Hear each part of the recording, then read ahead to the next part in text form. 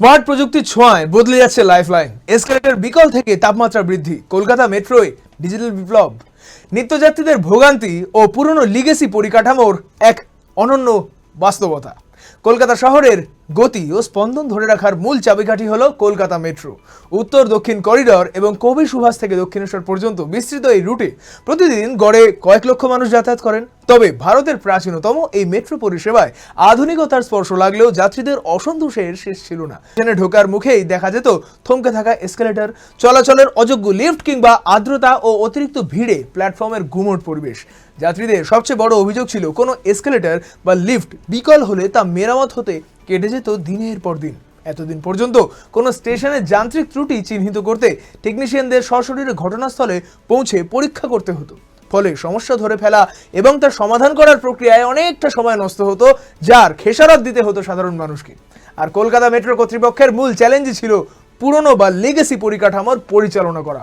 Manual নজরদারির এই ঐতিহ্যবাহী পদ্ধতি আধুনিক চাহিদার সাথে তাল মেলাতে হিমশিম খাচ্ছিল। তবে সেই জটিলতার দিন এবার শেষ হতে চলেছে।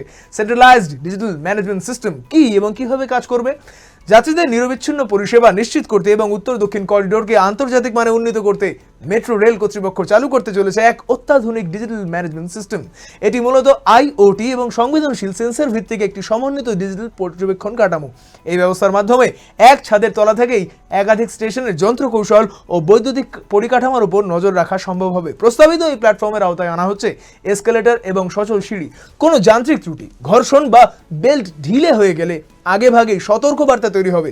বাতানুকূল ও বায়ু চলাচল, ভূগর্ভস্থ স্টেশনগুলিতে সতেজ বাতাস চলাচল এবং এসি সিস্টেম সঠিকভাবে কাজ করছে কিনা তা ট্র্যাক করা হবে। জল নিষ্কাশন ব্যবস্থা, ড্রেনেজ পাম্পস, বর্ষাকালে বা ভূগর্ভস্থ প্যাসেজে জল জমলে স্বয়ংক্রিয় পাম্প অ্যালার্ট জারি করা হবে। ট্র্যাক, রেল এবং সিগন্যালিং, ট্র্যাকের উপরিভাগের অস্বাভাবিক তাপমাত্রা বা সিগন্যালিং সিস্টেমের বৈদ্যুতিক ত্রুটি ধরা পড়বে লাইভ ট্র্যাকিংয়ে। প্রযুক্তির পরিভাষায় এটিকে বলা হয় প্রোডাক্টিভ মেইনটেনেন্স বা পূর্বাভাস ভিত্তিক রক্ষণাবেক্ষণ। অর্থাৎ কোনো যন্ত্র পুরোপুরি অকেজো হওয়ার আগেই তার যান্ত্রিক অসঙ্গতি পড়বে ধরা এবং যাত্রীদের দুর্ভোগ পোহানোর আগেই টেকনিশিয়ানরা নেবেন প্রয়োজনীয় ব্যবস্থা।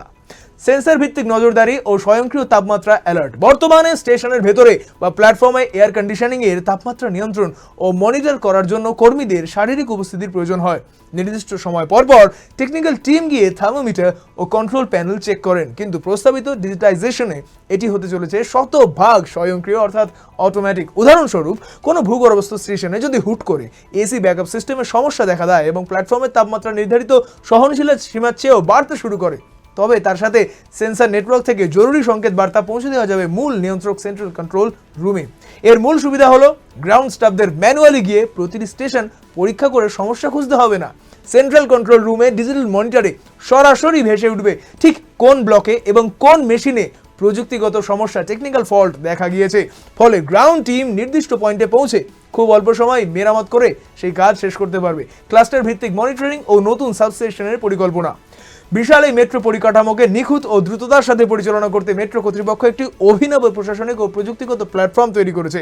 5টি স্টেশনে এই ক্লাস্টার তৈরি। পুরো উত্তর দক্ষিণ করিডোরকে কয়েকটি ক্লাস্টার বা গুচ্ছে ভাগ করা হচ্ছে। প্রাথমিক টানা 5টি পার্শ্ববর্তী স্টেশন নিয়ে তৈরি হবে একটি করে ক্লাস্টার, নোডাল ক্লাস্টার হাব। প্রতিটি ক্লাস্টারের অন্তর্গত যে কোনো একটি নির্দিষ্ট স্টেশনকে কেন্দ্র করে গড়ে তোলা হবে পরিচালন ও নজরদারি স্টেশন।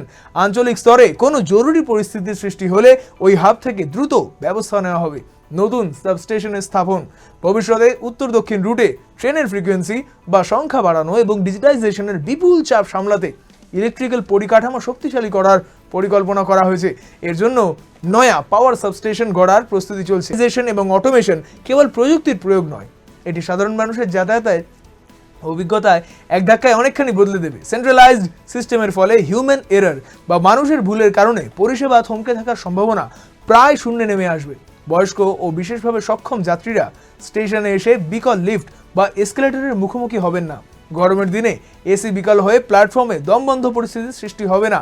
পুরনো পরিকাঠামোর সাথে আধুনিক ডিজিটাইজেশনের এই অদ্ভুত মেলবন্ধন কলকাতা মেট্রোকে আরও নিরাপদ, সময়নিষ্ঠ ও বিশ্বমানের স্মার্ট পাবলিক ট্রান্সপোর্টে রূপান্তরিত করতে চলেছে।